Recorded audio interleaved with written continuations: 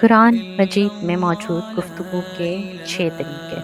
قولاً کریماً سورہ بنی اسرائیل کی آیت نمبر 23 میں اللہ تعالیٰ فرماتا ہے، اور تمہارے رب نے حکم فرمایا کہ اس کے سوا کسی اور کی عبادت نہ کرو اور ماں باپ کے ساتھ اچھا سلوک کرو۔ اگر تیرے سامنے ان میں سے کوئی ایک یا دونوں بڑھاپے کو پہنچ جائیں تو ان سے اف تک نہ کہنا اور انہیں نہ جھڑکنا اور ان سے خوبصورت اور نرم بات کہنا۔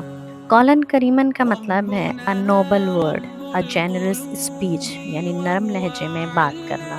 عموماً قولاً کریماً کا انداز رشتہ داروں خصوصاً والدین کے ساتھ گفتگو کرتے ہوئے اپنانا چاہیے۔ قولاً سدیدہ قولاً سدیدہ کا ذکر قرآن پاک کی 2 صورتوں میں ہے۔ سورہ نساء کی آیت نمبر 9 میں اللہ تعالیٰ فرماتے ہیں، اور ڈریں وہ لوگ اگر اپنے بعد ناتواں اولاد چھوڑتے تو ان کا کیسا انہیں خطرہ ہوتا، تو چاہیے کہ اللہ سے ڈریں اور سیدھی بات کہیں۔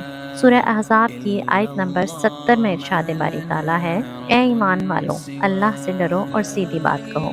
قولاً سدیدہ کا مطلب ہے اسٹریٹ ٹو دا پوائنٹ، یعنی ورڈز آف اپروپریٹ جسٹس، سیدھی، سچی، کھری اور انصاف پر مبنی بات۔ قولاً سدیدہ کا انداز کاروباری معاملات، جائیداد کی لین دین، وراثت یا ترکے کے معاملات کو حل کرتے ہوئے اپنانا چاہیے۔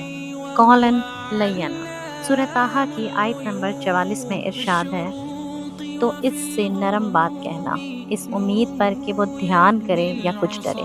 قولاً لینا کا مطلب ہے gentle speech and mild words, شائستہ الفاظ اور نرم گفتگو۔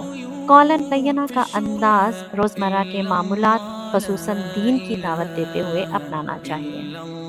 قولاً میسورہ سورہ بنی اسرائیل کی آیت نمبر 28 میں ارشاد ربی تعالیٰ ہے، اور اگر تو ان سے منہ پھیرے اپنے رب کی رحمت کے انتظار میں جس کی تجھے امید ہے تو ان سے آسان بات کہہ۔ قولاً میسورہ کا مطلب ہے جینٹل ورڈز فار ریجیکشن، یعنی شائستگی اور نرم الفاظ یا لہجے میں انکار کرنا۔ گفتگو کا یہ انداز ضرورت مند قریب رشتہ داروں مساکین سے نرمی اور عمدگی سے معذرت کے لیے استعمال کیا جاتا ہے۔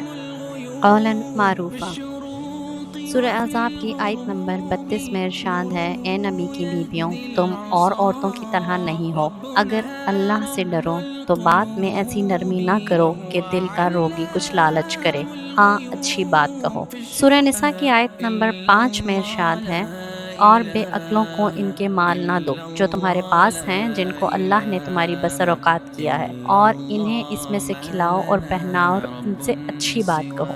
قولاً معروفہ کا مطلب ہے آنریبل ورڈ، پراپر سینگ، مطلب قابل احترام کلام، درست بات۔ ایک مسلمان مرد کو عورت سے شادی کی پیشکش کرتے ہوئے اور عورت کو کسی غیر مرد سے بات کرتے ہوئے قولاً معروفہ کا انداز اپنانا چاہیے۔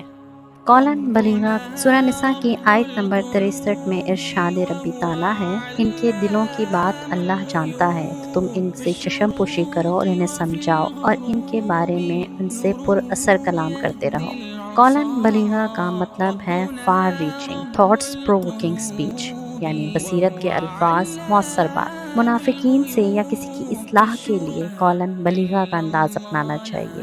سامنے والے کو ایسی مؤثر بات کی جائے کہ انہیں خود سوچنے اور اپنا دماغ لگانے کا موقع ملے اور وہ اپنا دل بدل سکیں۔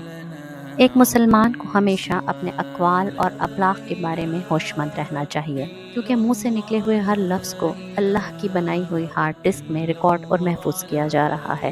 اللہ تعالیٰ ہمیں زندگی کے ہر قدم پر اس کی ہدایت پر چلنے کی توفیق عطا فرمائے، آمین۔